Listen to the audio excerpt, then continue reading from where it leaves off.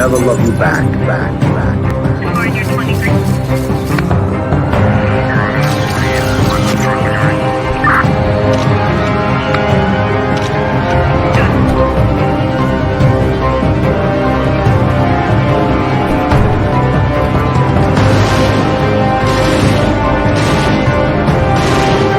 The streets will never love you back.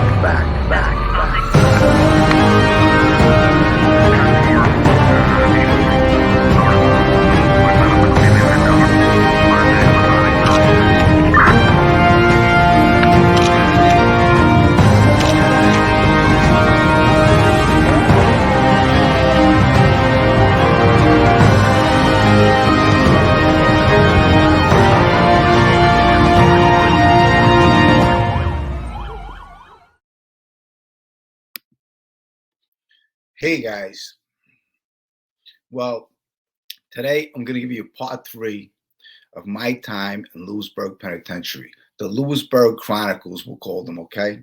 But I'll tell you, looking back on those days, that was almost 30 years ago for me. I'll be 53 soon, okay? And I got picked up at the age of 23, and I did some years in prison. And I tell you, looking back, it was a good experience. But throughout the course, I'm also going to be telling you about these men that I met in my life that I did time with. And you know what? They were good men. They really were, you know. Some of them actually end up doing the rest of their lives in jail, died in jail. I had the opportunity of meeting them, spend time with them. But let me leave off of, so as you know, if you watch part 2, I got my GED, and it was a fun time, Lewisburg. So I'm selling with this guy, Felix, okay? He was a Dominican kid, and eventually he wants to move out and sell with one of his friends, which I get it, you know, because I was the same way. I wanted to do the same thing.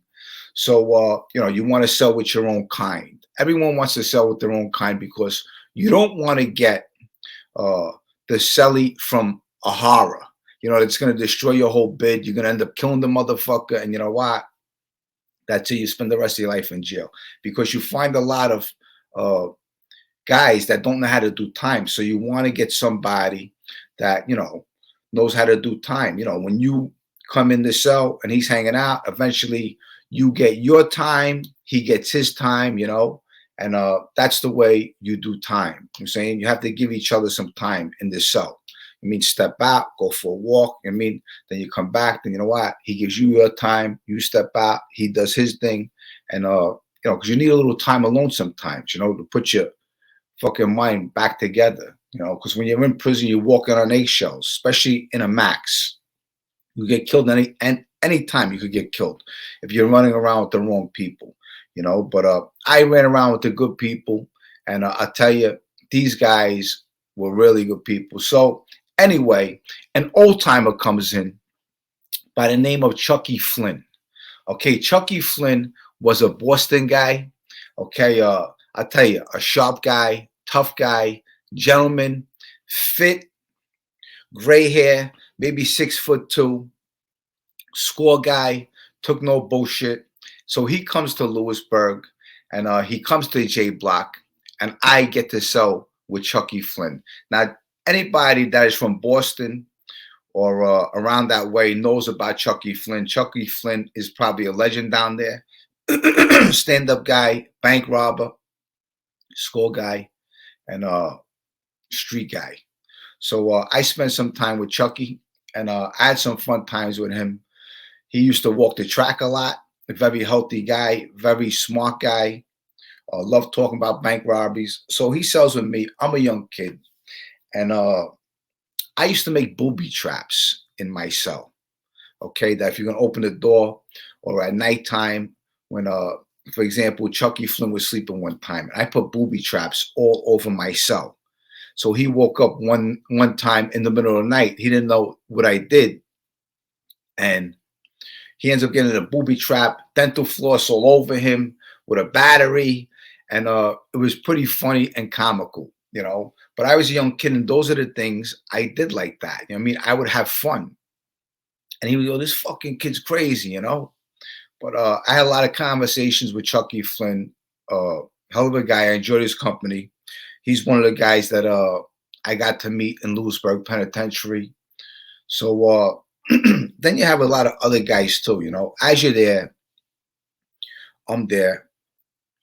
I'm meeting other guys. They introduced me to Ciccolini, the guy from Philadelphia. Okay, Ciccolini was a captain out of Philly. I think the two sons ends up shooting each other. One shoots the other. But Ciccolini was another tough guy, hell of a guy out of Philadelphia. He used to walk the yard, okay, when it was snowing out in the middle of the cold and do pull-ups, walk the yard, do dips, push-ups, everything.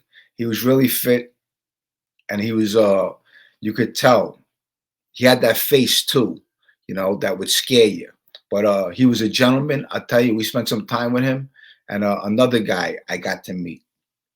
So while I was there, I used to work out, stay fit. I used to work out with Michael Sessa. I don't know if you guys ever heard of Michael Sessa. He's another wise guy I got to meet out there. Now, that's a hell of a story, too. So, you know, Michael Sessa was caught up in the Colombo War. His brother was, what's his name? Anyway, a guy who cooperated in the Sessa, Carmine Sessa. His brother was Carmine Sessa that cooperated in the Colombo War. Big, I think he was a counselor of the Colombo family. And he ends up testifying against his own brother. Now, that's some really crazy stuff, you know? Think about that. That's sad. And you know what? That's what this mafia shit and this street life, this is what it does to you. It turns families against each other. Even families shooting each other, you know? It happened in my neighborhood back in the day. But Lewisburg, for me, was awesome, okay? So we used to work out. Michael Sesta would work out. Frankie Pontillo, Richard Brady, we walked the track. And we created a family over there.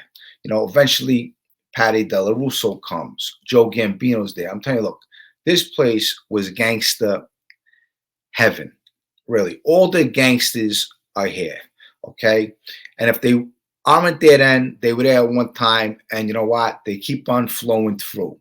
Lewisburg Penitentiary is a very legendary. You have Jimmy Hoffa that went through there, John Gotti that went through there, Frank DeChico that went through there. A lot of guys went through there, and a lot of tough guys. You know, so it has a lot of history to it. So in Lewisburg, you also have the Red Top. You know, that's basically where a lot of things go down. The Red Top leads straight to the mess hall, you know, and a lot of guys end up getting killed on the Red Top, you know. So, you know, when I was there, I wasn't a baller like that, you know. I was just going in there, doing my time, socializing with these wise guys, becoming friendly with them, you know, and see what was to come later on in life, you know. But I basically used it all to my advantage. I went to school.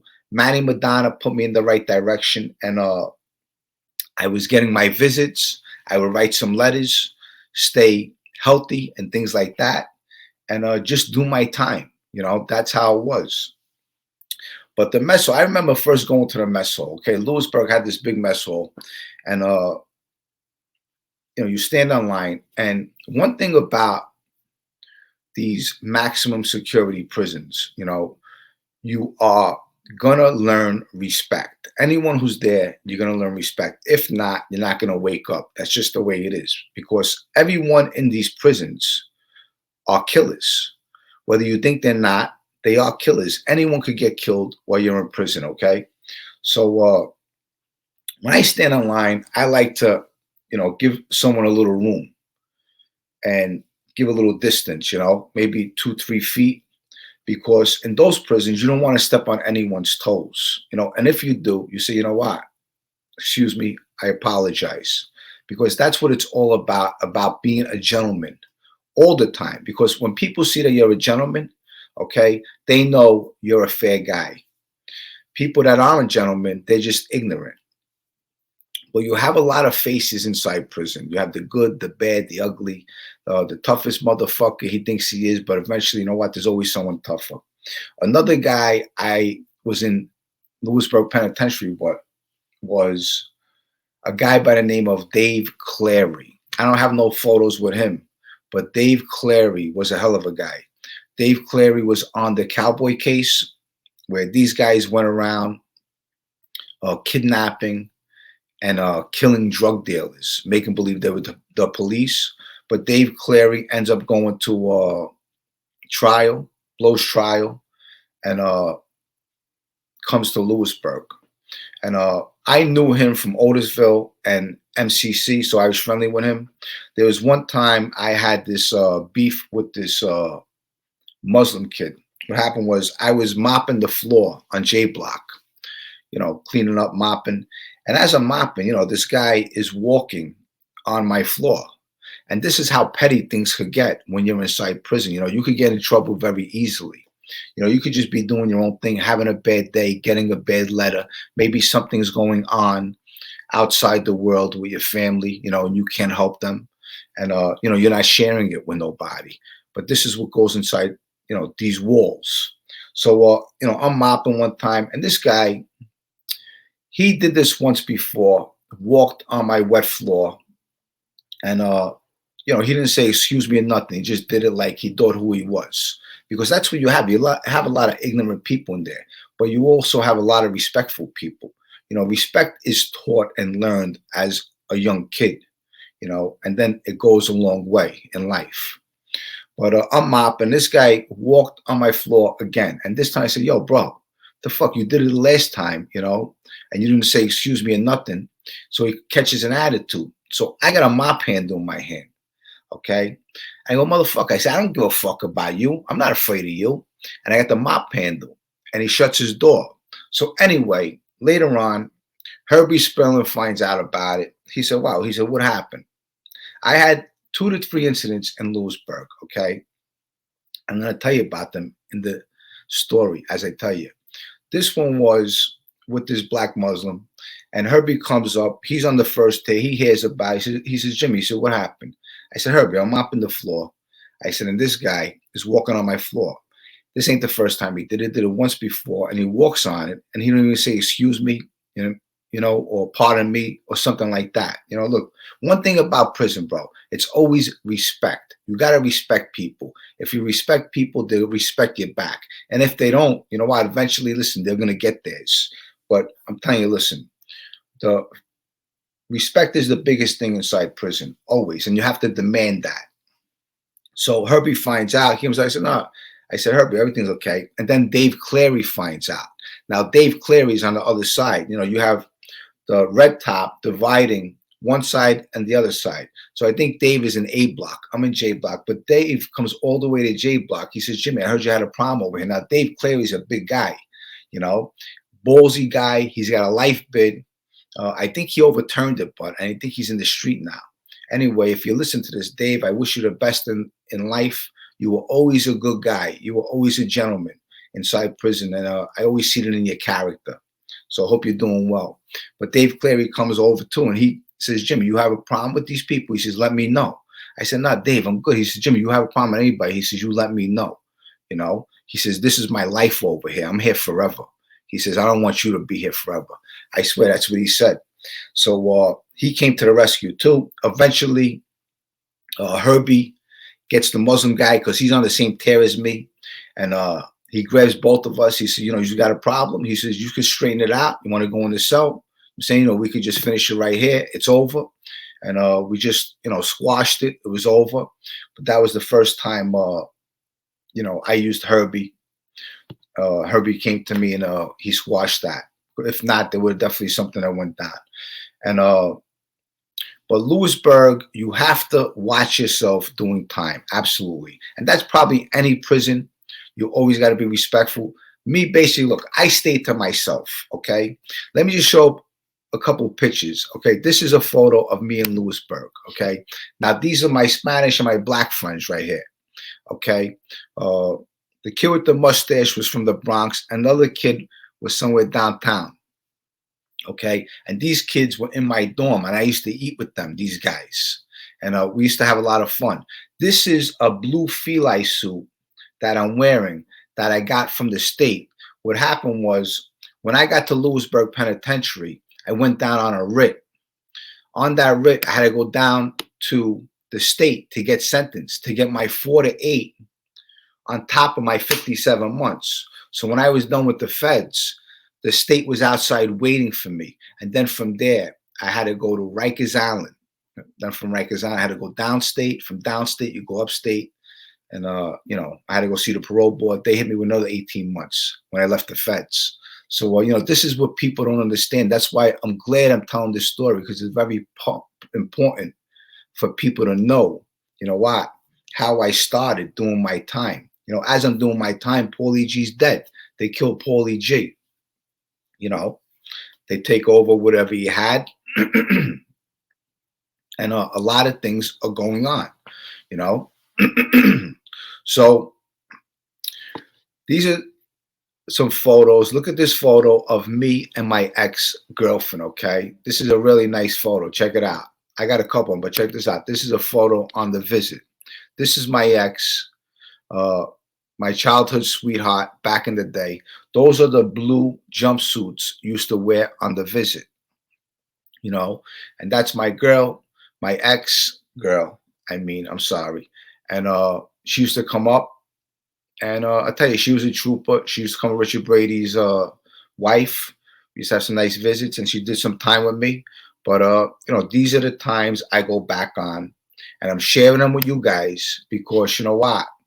It's a story I want to share to let you guys understand, you know, the value of that time period of these people that I spent time with.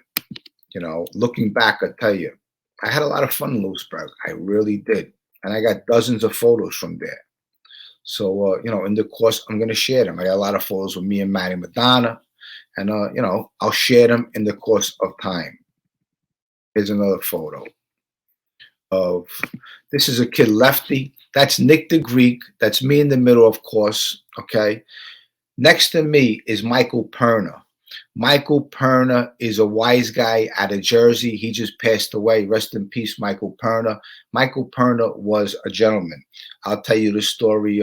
He ends up selling with me too after Chucky Flynn. But Chucky Flynn comes in first. Chucky Flynn sells with me. And then eventually Chucky Flynn goes his own way. Next to Michael Perna in the red shirt is a kid by the name of Richie. He was on the crash and carry case. They used to crash all the windows and then carry the stuff out. The guy, the Spanish guy in front of Michael Perna, that's Lefty with the black sneakers in front of the photo. His name is Lefty. He was a good friend of mine. He's from the Bronx. I became good friends with him.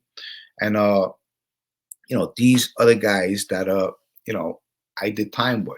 But there's a lot of guys I forgot to mention inside Lewisburg. And, you know, as I'm telling you the story, guys going to pop up. One of these guys was a guy by the name of Nicky Decarlo. Nicky Decarlo is a guy from my neighborhood. He ran with the Gregory Scarpa crew, Gregory Scarpa Jr.'s crew. I think he was friends with the son. And he got a bid, I think 30 years or something he was doing. And Nicky Decarlo, when I came in, he introduced himself. I knew his brother, Tommy Dono. Tommy Dono is from the neighborhood. He dated at one time Big Ange. And I hung out with Tommy Dono a couple times here and there. He was really Michael DeRosa's friend, but every so often I would see him. He was a gentleman too. He was actually related to Huck that was around Sammy the Bull. But the kid Nicky DeCarlo, he introduces himself to me. Hey, how you doing? You know, now Nicky DeCarlo, he's a tough kid. Did some work in the street. He ends up going home after doing maybe 30 years or something, and he gets mixed up with shooting the guy on McDonald Avenue in Brooklyn. The guy was a payroll guy. He would come around. I think his name was Vinny or Jimmy, and he would cash everyone's check. Him and the other guy from the Mob Wives, the boyfriend, Junior. Anyway, he became friendly with Junior Pingaro, Junior, whatever his name is, and the kid Ronnie Petrino. Those are the three. Nicky Decarlo, the kid Junior, and Ronnie Petrino. Those are the ones that robbed the kid on McDonald Avenue in Brooklyn and shot the kid. They threw shots at him. The kid ended up bleeding out, and he died. So they ended up getting $50,000 a piece. I think the kid had $150,000 in cash on him, and they split it. But the kid Nicky Decarlo, he was one of them. He just died too. I think maybe last year or something. But I was with him in Lewisburg, and you know, he was a stand-up kid, but he used to love the babanya. He used to love the dope, you know. And you know, there's a lot of guys inside prison that are doing a lot of dope. Now, one thing about me, okay, I never did dope in my life, never in my life, okay? And it's a drug I was always scared of, stayed away from. And but in prison, people get these addictions. You know, once you do it, it's like you're hooked, and it could really destroy your life. You know, there's a lot of it going on in the streets today with this fentanyl.